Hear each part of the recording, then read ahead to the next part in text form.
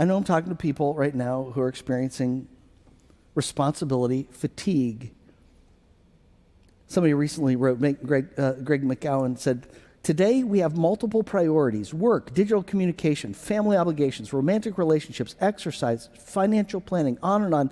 The numbers of hours in the day has stayed the same, yet our expectations for ourselves have multiplied." How many of you, when I say responsibility fatigue, just kind of feel this, that's me?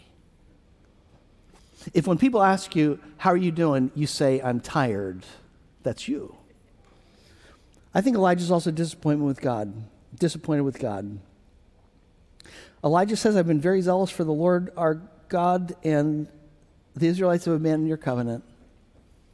Elijah says, I've prayed, I've worked really hard, and where's God? You prayed for God to give you a spouse, and you're still lonely. You prayed to be able to get into that school, and it was blocked. You prayed to get well, and you're not. You prayed for a child, and you can't. You prayed for your kids to come to know Christ, and God hasn't answered that. You prayed for that, to be able to overcome that temptation, that addiction, and yet it still persists. The Bible tells us that hope deferred makes the heart sick. I think Elijah's disappointed with God. There's so many people that leave God because they just find that he doesn't do what they want them to do in the time that he wants them to do, and their heart gets sick. If you ever feel that, look at Elijah.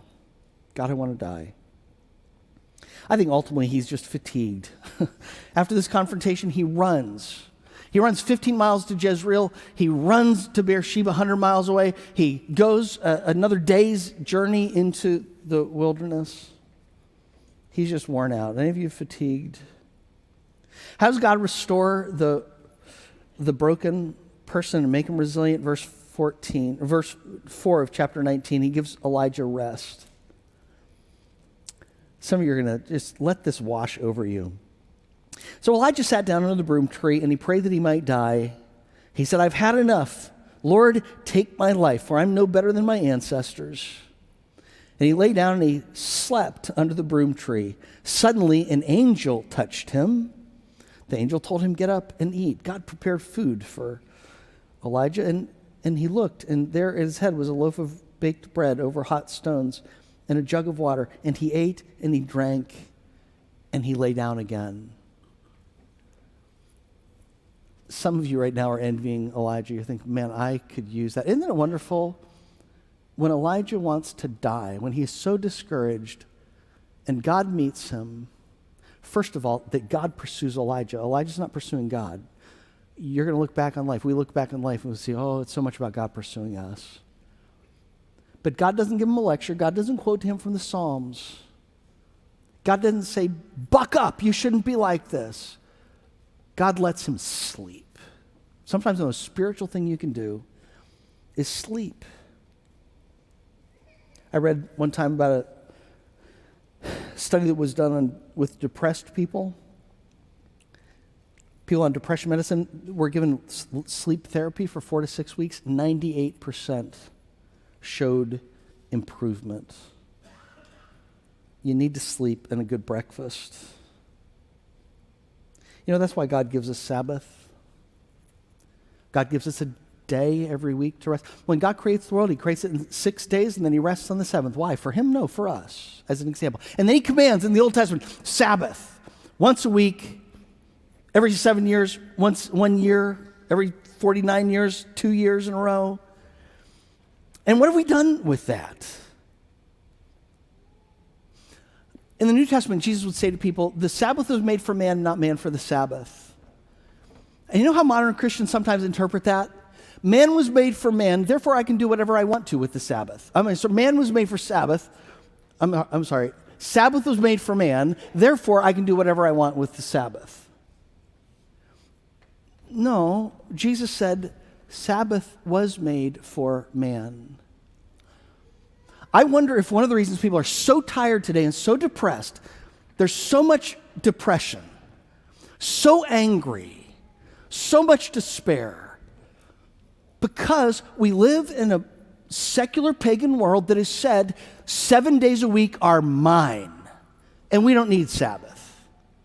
You know what Sabbath? Sabbath was a day that God set aside for us, not just to rest, but to be restored spiritually by taking time to worship Him. And when we do that, life works better for us. God restores our soul. Have we learned anything from Chick-fil-A? They dared to be different. They dared to follow God's pattern. And I'm so proud of you that some of you run businesses, that you take Sunday, your business is shut down. I think that Sabbath is like tithing. God tells us to give up first fruits to Him. One of the Old Testament standards is 10%. You give your first 10% to God. Why? Because all of it belongs to God. All of it is from God. You're acknowledging that when you give the 10th. But you're also trusting that God will make the 90% go and be more productive, go further and be more productive than the 100% would be if you kept it yourself. So it is with Sabbath. God gives us 7 days a week, and so we take one day where we say, Lord, I'm going to stop to rest and to worship you, to focus on you. And I'm going to do that because all of it belongs to you, all of time belongs to you, and I'm confident that if I do, you will make my 6 days more fruitful than if I take all 7 ourselves. But you live in a world that is telling you, take all 7 days. You live in a world that is going to tell you, conform to us, and you're going to be just as worn out and just as spiritually depleted as a pagan world who lives like there is no God. Jesus said, I'm the Lord of the Sabbath. Make Him Lord of the Sabbath by taking Sabbath. That means 1 day a week set aside as a priority. The priority is worship. You're not going to go to hell if you break the Sabbath. Don't be legalistic about it. I'm not suggesting that. I'm just saying Jesus is the Lord of the Sabbath, and He made Sabbath for you, for relationship with Him. We don't just need weekly Sabbath, we need daily Sabbath, don't we? I need daily Sabbath.